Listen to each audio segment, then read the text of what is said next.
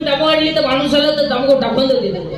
लाज होती आता एवढे आमच्या पुढे येते राठी पुढे होती राठी न दिला होता तो वडे चाललोय माझ्याकडे उताटली लोक 2 दारोडे रस्त्यात ढुलत निघले प्युअर प्यावली त्यातला एक पेवडा मला मी मुख्यमंत्री होणार दुसऱ्या त्याच्या खाटकन ठेवून दिली मला तो होऊ शकत नाही मला का त्याचा राजीनामाच देत नाही काय करतात एक भोंगळा दारोडे रस्त्याने आला भोंगळा पुरा मोकळा सिग्नल नाही ट्रॅफिक नाही मोकळा आणि एक लंगुटी लावून आला हा मोकळा त्याला तो लंगुटी लावेल त्याला म्हणतो अरे का मोकळा हिंडतो ही गे लंगुटी दोन्ही मोकळी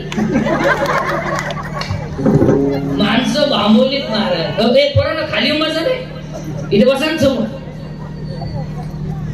तिला नका जास्ती मारत ती मंडळी हिला नाही साधी नका समजू तुम्ही अहो एका पोराला गुरुजींना प्रश्न विचारला 52 गावाचे नाव सांगते का मला 40 गाव मारा मध्ये झाले मन गुरुजी बाद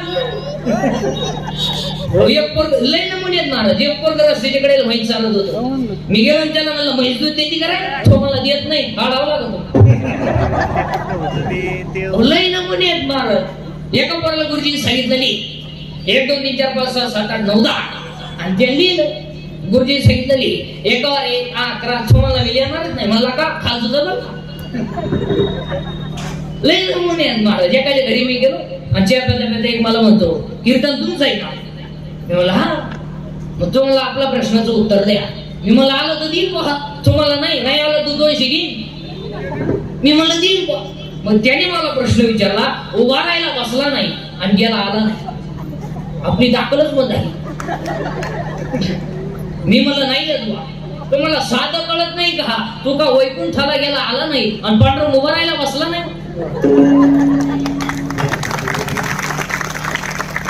द्या 200 बोगलं दिले 200 आणि 200 घेतल्यावर तो म्हणतो अजून एक विचारू का आता एवढी चिरल्यावर काय विचारित भाऊ तुम्हाला नाही 200 एक फ्री मग त्याने मला दुसरा प्रश्न विचारला माणूस एका पायावर कधी उभा राहतो मी मला नाही येत बघा तुम्हाला साधं कळत नाही का चेटीने असताना लई नमुन्यात लई नमुने एक पोरग शाळेत बडबड करायचं त्याला गुरुजी म्हणले तुम्हाला कोणाला जायचं काय की नाही त्याला गुरुजी म्हणले तुझा जन्मदिवस काय ते कार्ट म्हणलं गुरुवार ते कार्ट गुरुजीला म्हणलं तुमचा गुरुजी म्हणले रविवार तुम्हाला खोटं बोला ते काय रविवार सुट्टी राहते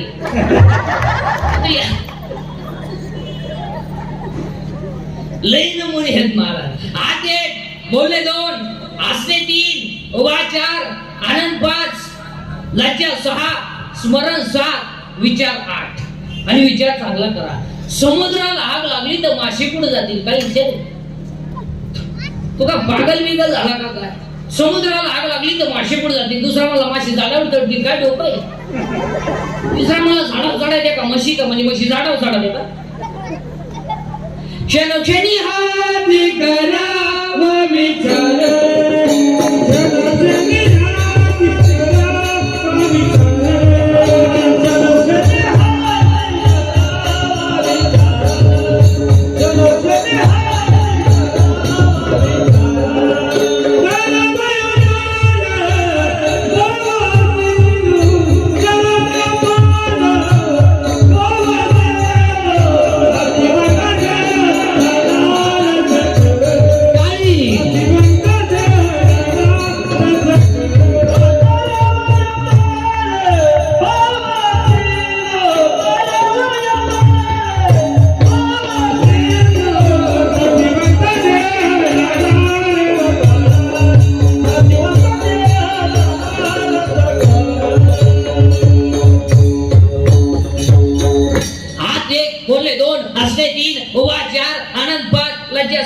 स्मरण 7 विचार 8 बुद्धी 9 पुण्य 10 कर्म 11 देवांना मिळाला नाही 12 देव इच्छा करतात 13 आणि आज देव आहे 14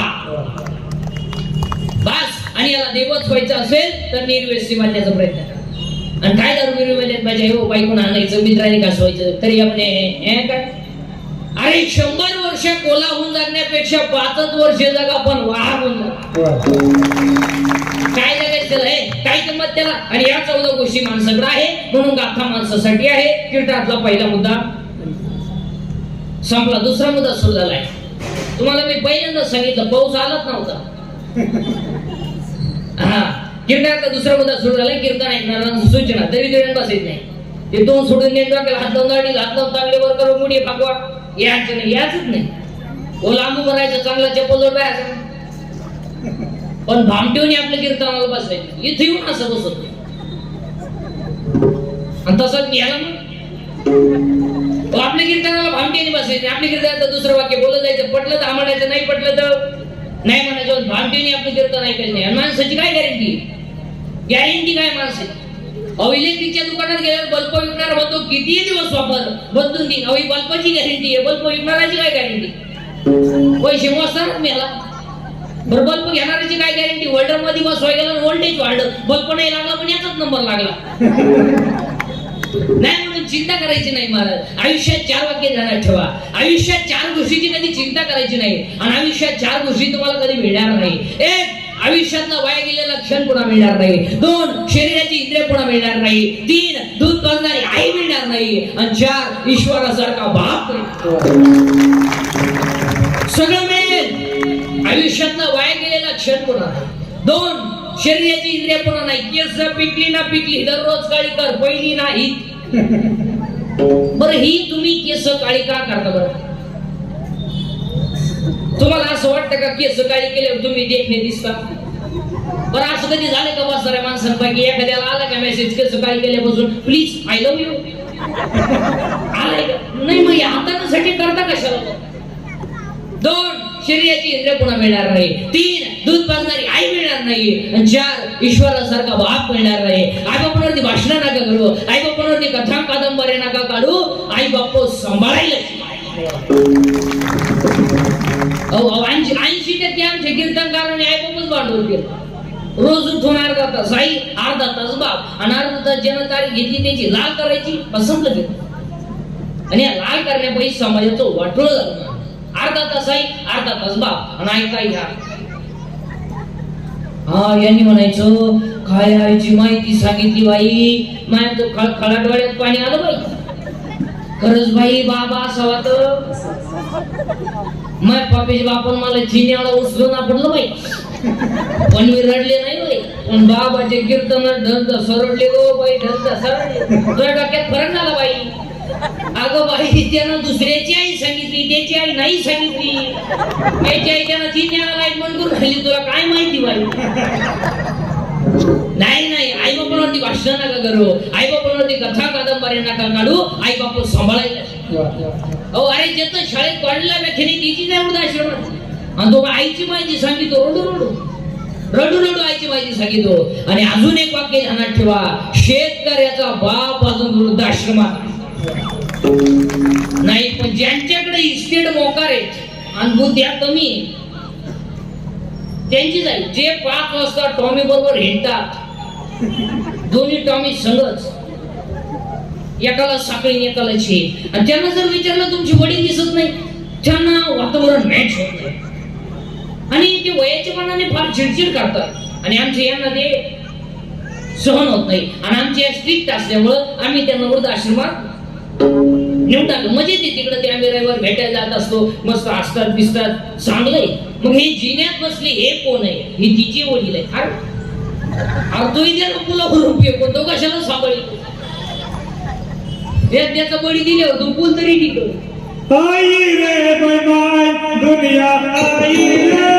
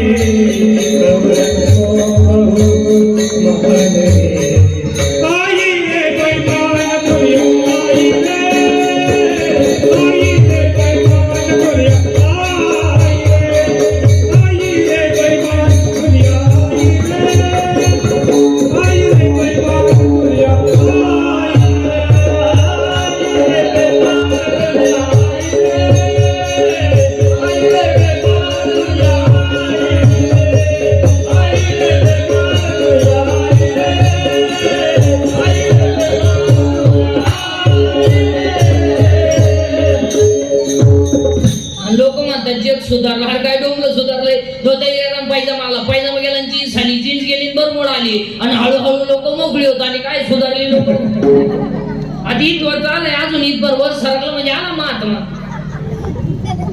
चिंताच करायची नाही आणि चिंता करायला आपल्या हातात काही नाहीच तर चिंता करून काय उपयोग नाही. अहो एक दिवस सगळे जायचं नाही मग चिंता करून करायचं काय. आजा वेला पडला वेला आजा वेला पडला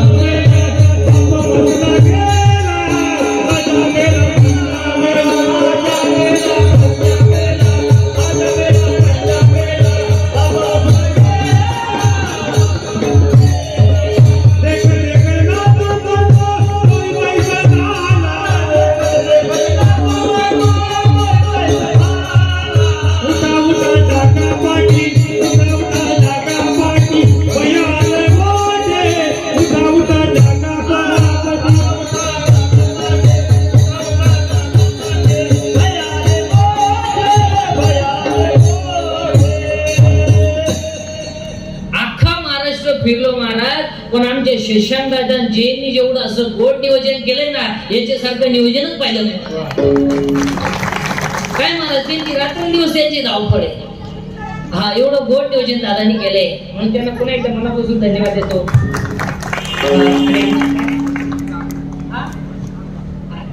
आमचे दादा आहेत आमचे अशोकजी दामले. एकदा आमचे दादा यांचं सुद्धा या ठिकाणी हे सर्व सहकार्य या दोघांचं या ठिकाणी एकदा यांच्यासाठी सुद्धा जोरदार टाळी वाजवायची. आमचे अशोक दादा आहेत हा गोड नियोजन केलंय म्हणून त्यांना धन्यवाद द्यावे तेवढे कमी आहेत. खूप नियोजन पाहिले महाराज पण एवढं सुंदर नियोजन नाही पाहिलं. पण आता पावसाने साथ नाही दिली त्याला पण काय गोड नियोजन केले म्हणून दादांना पुन्हा एकदा मनापासून धन्यवाद देतो. विडालं दोन मुद्दे संपले. तिसरा मुद्दा आज गायकवाड गुणीजन मंडळ बाई सिटी मध्ये महिला पुरुषाचे गटचे बाय अंगणवाडीचे बाय सासरी लोकांचे मारणार बाय कॉलेजचे पुरी पडून जाणार पुरी बापुलीचं दाखवणारी पुरी बेवडे बिवडे जुगारी बिगारी पुढारी बिडारी उद्या म्हणायला पण नाव नाही घेत ते कीर्तनाला नाव नाही घेत. आज सर्वांच्या उपस्थितीमध्ये रामनवमी निमित्ताने एवढं सुंदर असं नियोजन आमच्या शशांकदादा जैनी केलंय. आमचे अशोकदादा सुद्धा या ठिकाणी आहेत.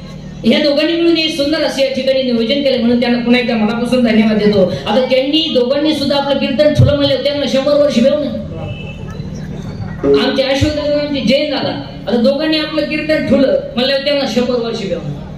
नाही माझे कीर्तनाची खोबी मारत माझं कीर्तन जर वाढदिवसाला ठुलं तर तो माणूस 100 वर्ष जगतो. माझं कीर्तन जर दुकानची घाटनाला ठेवलं तर वर्ष दुसरं दुकान होतंय. माझं कीर्तन जर वास्तुशांतीला ठेवलं तर वर्ष दुसरा बंगला होतोय. आणि माझं कीर्तन जर लग्नात ठेवलं बाकीची जर तुम्ही घरी गेले का आणि उन्हाळ्यात ठेवलं तर पावसाळा होता.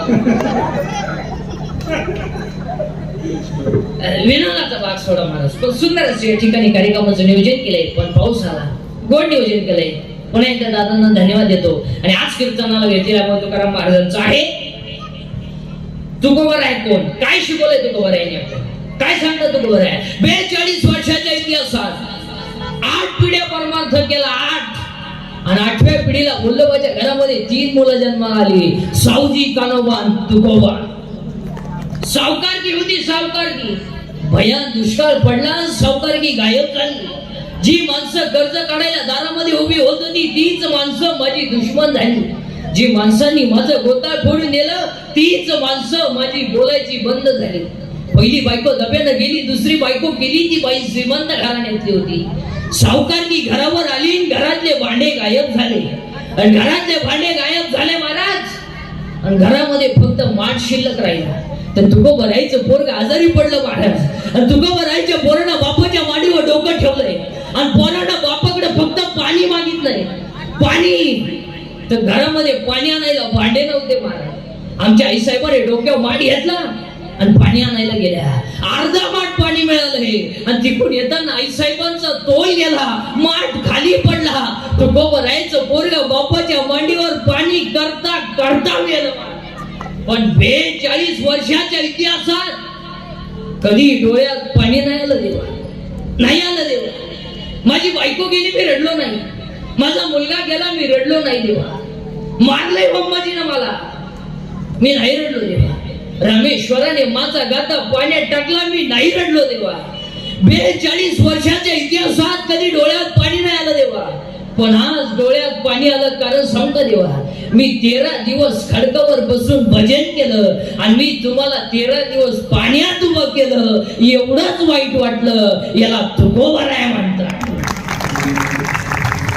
अरे सगळं सोडा पण आपण आपला धर्म सोडायचा नाही हे तुकोबरायने आपल्याला शिकवलं. टाळी सुद्धा वाजव हो तुकोबरायने आपले तुम्ही टाळी वाजवत नाही टाळी वाजवली पाहिजे मला आवडलं ना टाळी वाजवली पाहिजे नाही आवडलं तर वाडा लावला पाहिजे. कोण टाळी आणि टाळी फक्त कीर्तनातच वाजवता येईल नाही तर जा शिरा शिवार वाजून पा अहो इथं टाळी वाजवली पाहिजे इथं नाचलं पाहिजे अहो इथं नाचता नाचता गळला देवाचा पिता नाचू फिरता